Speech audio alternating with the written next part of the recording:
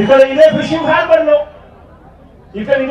Harbour లో మత్స్యకారుల జీవితాలు మార్చాలి అని చెప్పి ఆరాటంతో ఆ రోజు ఇక్కడ ఫిషింగ్ హార్బర్ తీసుకుని రావడమే కాకుండా దాదాపుగా 1250 బోట్లు, దాదాపుగా 1250 మెకనైజ్డ్ మోటరైజ్డ్ బోట్లు ఇక్కడే ఒకేసారి యాంకర్ చేసుకుని వీళ్ళందరూ కూడా దాదాపుగా 25,000 కుటుంబాలు దీని మీద ఆధారపడి బతికే విధంగా ఈ ఫిషింగ్ హార్బర్ ప్రణాళిక చేయడం జరిగింది.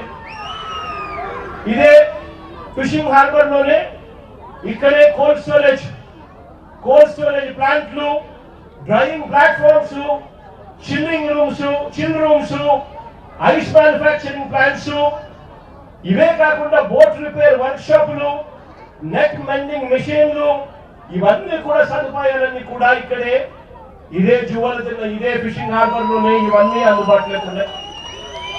ఇవన్నీ ప్రతి ఫిషింగ్ హార్బర్ లోనూ కూడా ఇవన్నీ అందుబాటులోకి వస్తాయి. ఇక్కడ దాదాపుగా 41,000 టన్నుల మత్స్య సంపద ఈ ఫిషర్మెన్ అందరూ కూడా, ఈ మత్స్యకారులందరూ కూడా సంపద తీసుకొస్తే ఆ సంపదను ఇవన్నీ కూడా ఉపయోగపడే విధంగా ఉంటాయి. ఇక్కడ మత్స్యకారు అక్క చెల్లెమ్మలకు కూడా మంచి జరిగించే విధంగా ఆ అక్క చెల్లెమ్మలలో పాకింగ్ లోను, వాల్యూ అడిషన్ లోను, మార్కెటింగ్ లోను, ఫుడ్ స్టాల్స్ లోను వీళ్ళందరికీ కూడా పని దొరుకుతుంది. ఈ రకంగా ఒక ప్రణాళిక చేసి, ఈ ప్రణాళిక ఒకటే కాదు, ఇక్కడే ఇదే జువ్వల జిల్లాలోనే ఏకంగా 1250 మెకనైజ్డ్ మోటరైజ్డ్ బోట్లను ప్రతి మత్స్యకారుడు హక్కుగా పొందాలి అనే ఆరాటంతో అప్పట్లోనే మా ప్రభుత్వంలోనే ఈ 1250 మెకనైజ్డ్ మోటరైజ్డ్ బోట్ల కోసం ఒక్కొక్క బోటుకు 12 మంది నుంచి 15 మందిని ఒక్కొక్క బోటుకు ఫిషర్మెన్ అందరినీ కూడా గ్రూప్ చేయండి. ఒక్కొక్క బోటుకు 12 మంది ఫిషర్మెన్ ఓనర్లు అవుతారు. వాళ్ళు కేవలం 10% కట్టుకుంటే చాలు. 50% రాష్ట్ర ప్రభుత్వం, 40% రాష్ట్ర ప్రభుత్వం గ్రాంట్ గా ఇస్తుంది, 50% లోన్గా సమకూరుస్తుంది. ఈ ఆదాయం అంతా కూడా ప్రతి మత్స్యకారుడు కూడా చెందాలి, మత్స్యకారుల జీవితాలు బాగుపడాలని చెప్పి అప్పట్లోనే అడుగులు కూడా పడ్డాయి.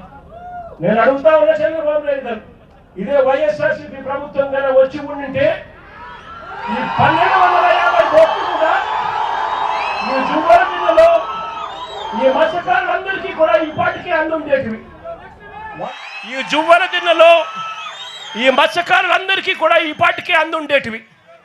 వాళ్ళు కేవలం 10% పెట్టుంటే చాలు, మిగిలిన 90% రాష్ట్ర ప్రభుత్వము బ్యాంకు లోన్ల ద్వారా వాళ్ళకు వచ్చేటి. ఒక్కొక్క బోటుకు 12 మంది ఓనర్లు అయి ఉండేవాళ్ళు. అంటే 1250 బోట్లకు దాదాపుగా 20,000 మంది దగ్గర మత్స్యకారులు ఓనర్లుగా, మెకనైజ్డ్ మోటరైజ్డ్ బోట్లుగా ఉండేవాళ్ళు. వైఎస్ఆర్సీపీ ప్రభుత్వం వచ్చి ఉండింటే ఈపాటికే ఈ కోల్డ్ స్టోరేజ్లన్నీ కూడా ఏదైతే మూతపడి ఉన్నాయో ఇవన్నీ కూడా నడిచేటివి. ఐస్ మేకింగ్ ప్లాంట్స్ నడిచేటివి, చిల్ రూమ్స్ నడిచేటివి, బోట్ల రిపేర్ల కోసం కేటాయించిన బోట్ రిపేర్ షెడ్లు పనిచేస్తూ ఉండేటివి, నెట్ల కోసం అని చెప్పి నెట్ బెండింగ్ మిషన్లు ఏదైతే ఉన్నాయో అవన్నీ కూడా ఆపరేషన్లో ఉండి ఈ ప్రాంతం అంతా కూడా మత్స్యకారులు చిక్కటి చిరునవ్వుల మధ్య, ఆనందం కేతనాల మధ్య ఈ ప్రాంతం అంతా సస్యశ్యామలంగా ఉండేది.